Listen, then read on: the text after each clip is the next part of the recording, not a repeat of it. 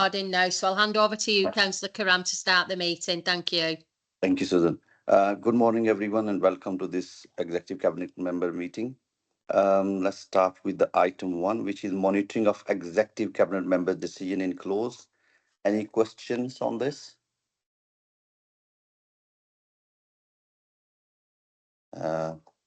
I haven't seen any hands. Sorry, I can't see anybody. No, I forgot you were on your mobile. No, there's nobody indicating to speak on this one. Okay, thank you. Thank you. Then item 2 is Director of Place Financial Monitoring Report Q1, which is enclosed. Yeah, I think Joanne Glover's here to do that one on behalf of Janet. I'll hand over to you, Joanne. Joanne. Okay, thank you, Chair. So my name's Joanne, I'm Group Accountant. I'm standing in for Janet today. I'm going to summarise Q1's financial position for the department and for this portfolio. So the Directorate currently has a projected year-end overspend of 900,000. This portfolio has a projected overspend of 59,000. Capital expenditure for the Directorate of Place at Q1 was 7.4 million against a revised budget of 64.8 million. This portfolio has a capital expenditure of 2.2 million against a revised budget of 30 million at Q1. The Directorate of Place has a projected balance of 2.2 million of earmarked reserves for the end of this financial year. This portfolio has a projected balance of 81,000 for reserves. Budgeted savings for the Directorate of Place for the current year are 862,000, all of which has been approved at Q1, and this portfolio has 450,000 of those savings. Key financial findings for the portfolio can be found in the report, and service and project-specific details within the appendices. The Executive Cabinet member is asked to note the contents of this report and to approve the recommendations in section 12 of the report. And I'm happy to take any questions. Thank you. Any questions? Councillor Hayes? Yes, thank you. It's about the overspend. Now, I recognise the majority of that is not the responsibility of this part of the Directorate, but obviously it will impact on this Directorate. I think it was 2.2 million earmarked reserves, and we're talking about an overspend this year of 900,000. Now, obviously that's got to come down, hasn't it? Because we can't go on subsidise that amount of overspend for very long. As I say, most of it I know isn't this area, so probably I'm a bit wrong asking the question. But Mr. Dyson possibly could assure us that we're on plan to get this down to an acceptable level within a reasonable time. I think through you, Chair. I think the answer to that question is yes, Councillor Hayes. It is a challenge, and you know, as you indicate, we are probably stepping outside of Councillor Curran's portfolio here in terms of the key issues, but certainly in terms of the headlines in the report and the areas that they relate to, there is most definitely an intention to work with the head of service and the wider management team, both myself and the Directorate leadership team. Obviously, Dwayne is on the call. We are working with colleagues in financial management and in some cases colleagues in our business transformation team in order to drive out efficiency and to generate new income opportunities where we can, in order that we can certainly in the first instance reduce the level of overspend.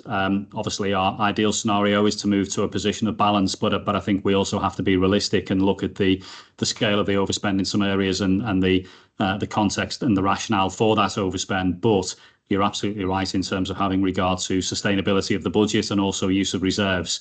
It's imperative that we work over the course of the financial year to drive down those costs. But it would be naive of me to sit here and say that will be an easy challenge. But yes, to reassure you, that absolutely is the mandate and the directive of the leadership team and the service.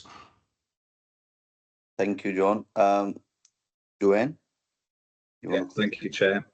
So just to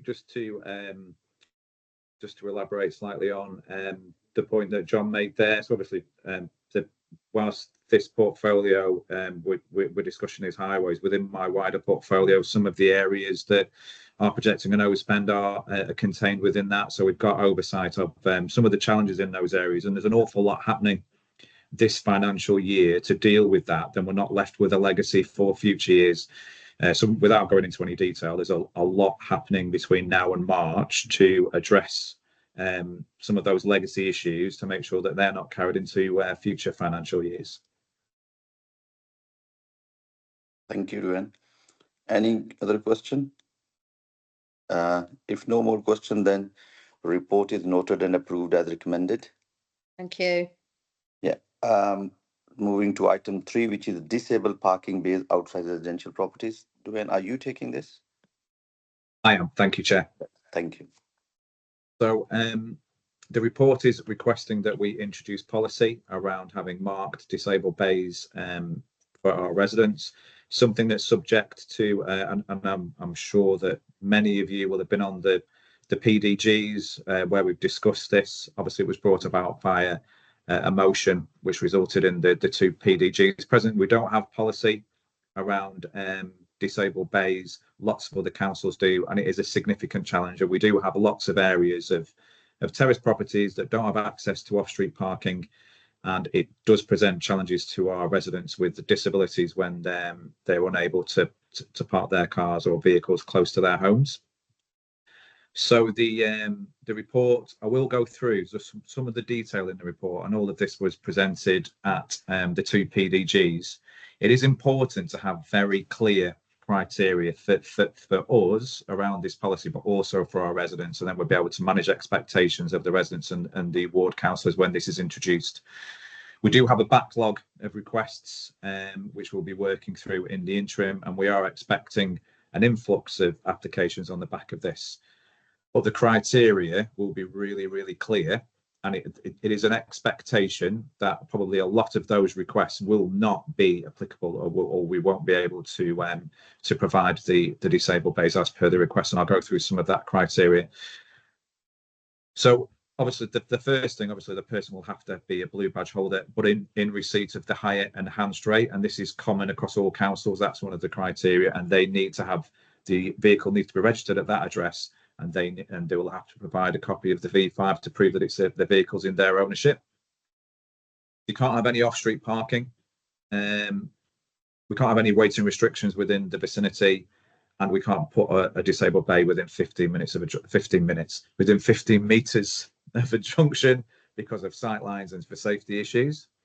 And we will not be able to put it anywhere where it will interfere with traffic flow or will cause an obstruction. And we've included within the report some details, and all of this will go onto our website and be really, really clear to our residents when they apply. We can't mark it on the footway. So no, we have a lot of locations where we have terrace properties where we have pavement parking. We cannot mark these on the footway. So anywhere where we've got pavement parking issues, narrow roads, the bay has to go solely within the carriageway. So we can't, that would be creating an obstruction potentially. So those areas won't be suitable either. And we've also got to manage the amount of bays that we have within a vicinity. So the suggestion is, and that's come from a lot of other councils, this is very, very common, that we won't have them within 50 metres of one another. And that is because when you mark a bay and you formalise a disabled bay, you're taking up a lot more space than you normally would for a normal vehicle, because they have to have access all the way around the vehicle to the boot, to the front of the vehicle and to the sides of the vehicle. Whereas normal parking within our residence areas, obviously they'll bumper to bumper. So you do have to create a bigger space. And in most places, that space will be wider and larger than the property. So it is going to impact on neighbouring properties and their ability to park as well. We will consult with the neighbours, and if we receive any objections, we will refuse the bay, because we can't be impacting or causing neighbourly disputes. And we're not including a right of appeal within that. So that will be really clear within the policy. We will consult with other areas such as adults if we feel the need to. These are not enforceable. They're only advisory bays. So we want our CEOs and won't be enforcing upon these, and they cannot be reserved. So if residents start to place cones and things like that, then we'll have to remove them. And then obviously if we come through with a resurfacing or patching scheme in the future, then the resident we will line that at our own cost. We won't be expecting the resident to pay. So going to payments, obviously this is a significant resource for the council and a challenge for the council. We are expecting an influx, which is why the report does refer to a small sum of money, a small allocation. We're hoping that will be weighted to the front of introducing a policy, and then in the future we're hoping that this will be sustainable, so it will pay for itself, because the expectation is that the resident will pay for the lining. So included some fees in there which are really just done at cost, so there's no real reimbursement of any officer time within this. We are going to automate a lot of it through the website anyway, so this should be very, very light touch by officers, but because of dealing with this backlog, we will expect quite intensive officer kind of like time initially. And that was it. There's a lot of information in the report which I haven't gone through, so the request was just to approve the policy. Thank you. Thank you, Dwayne. Councillor Hayes. Yes, thank you, Dwayne. I think a lot of disputes with neighbours are going to come from this. I can see great difficulties. I think the department have come up with a very good compromise in the circumstances, almost an impossible situation. But the no appeal did worry me initially, but I understand the reasons for it. I'm not going to push that. I think we should always try and give a right of appeal, but as I say, I can understand why in this case. What about when people move? I'm thinking of sale of houses. I'm talking about people who live in social housing. There must be some responsibility on the social housing provider, I suppose. Are we going to require to be removed in those circumstances? Because I can see some areas of social housing where you'd have every house with or nearly every house with a disabled bay. Yeah, so the request when we approve the disabled bay, there'll be criteria which will be laid out to the residents, and there will be an expectation within that approval that the bay is removed if and when that property is sold, and there's a removal fee of £250. That could be a problem, because I can understand a lot of people may well not have the means to pay that. And again, particularly in social housing, you may get people that disappear. And it could be quite a lot of cost to the authority in that respect. You're absolutely right, Councillor. And I mean, we expressed several concerns through the two PDGs as officers about introducing policy, but we've tried to come up with something which is a compromise, like you've said. And you're absolutely right that the likelihood of them being removed, and then the new property owner is likely to contact the council. We will more than likely have to bear the cost of that removal, because obviously, like I said, having these bays does affect the neighbourhood properties. It does reduce parking on our streets, and that's just one of the risks of introducing policy such as this. But council was quite clear; they wanted to introduce a policy, so we will just have to manage that situation as best as we can. Or the person who's disabled may die, of course. But the residents might want to keep the disabled parking space. Yeah. Yeah. Thank you, Councillor Sanders. Thank you, Chair. Yeah, Dwayne's covered quite a lot of what I was going to ask. I suppose the first question I've got, the report, I think, does try to find a middle ground. I do feel that officers, of course, in the PDGs were sort of trying to impress on members that there was more difficulty with this than at first meets the eye. And of course, it's one of them where the emotion, the theory behind it is more easy, I suppose. We all understand the merits of this kind of policy, but putting it in the real world is the challenge. In terms of the report, it does say, I think the wording is valid objection or valid reason for refusal. So hence, when we go to the neighbours and say your neighbour has requested that we put these markers in front of the house. So what would be a valid reason? Would it be that I just don't want it because it's going to encroach over my boundary line. Would that be valid? Well, that is a good question, and this is when I wish that Joe was on the call. Yeah. But I mean, yeah. So I mean, I suppose what we're trying to say is that we'd consider all objections, and the likelihood is the majority of the objections are going to be that it's displacing vehicles. But yeah, so we'll.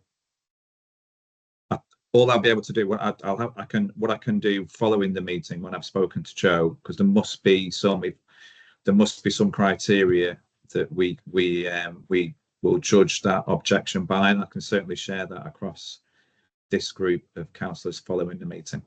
Yeah, that'd be useful, Dwayne. Because I think, sorry, Chair, I think I think we know as members we're going to sort of be in the middle of these potential disputes, and then that will obviously fall on us getting in touch with officers of the highway. So it's going to be a fine line to balance, isn't it? We want to support people that obviously want to have this policy enacted outside their house, but at the same time we need to be mindful of the wider impact, don't we?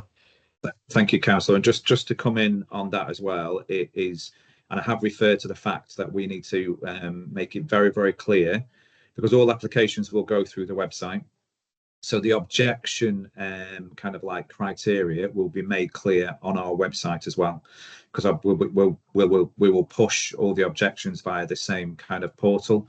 So we'll be able to set out really clear criteria that determine whether an objection is valid or not, and have that description within the website. So, but I will share that with you, like I said, across the wider group after. But it is really clear, or we need to be really, really clear on the website and through the whole application process to how do you apply and also how do you object for our residents, and just have very, very clear policy if we're going to push all applications through that means. Yes, Councillor Sanders, you want to come back? Yeah, just one more point. Thank you, Chair. And again, I think the importance on the website, I'm really pleased to hear that a website will be obviously being used, the web forms. That is going to be so helpful for objectors, like you say, people who obviously want to have the lines outside the house. On there as well, is it possible to, obviously all this is advisory, which is not being enforced, is it possible to put on there that residents who are requesting these lines also may consider putting a sign on their front wall to say that obviously disabled access is required all the time? And again, that might be a cheaper option for them, because obviously there's quite a big cost falling on the applicant as well, isn't there? So maybe that could be a useful line on there as well. But yeah, thank you, Chair. Thank you, Dwayne. Thank you, Councillor. And if you recall from PDG, that's our present policy, is that we anyone can apply for a sign which can be made from the sign shop. Our sign shop will make it. So in terms of the expectation that a lot of these are likely to be refused, we will revert back to the present policy which we've got, in which any applicant can apply for a sign which can be fixed to the front of their property at a small cost, and then then it's really up to the communication and the kind of relationship that they have with their neighbours, whether they were able to park in front of their properties or not. But that's the present policy. We're not removing that policy. This is just introducing a bit more robust policy around some of our current arrangements. Thank you. I can't see any other hands. So if there's no question, then report is noted and approved as recommended. That concludes the meeting, I think. Thank you everyone for joining. Thank you. Thank you, Chair. Thank you, councillors. Thank you, councillors. Thank you.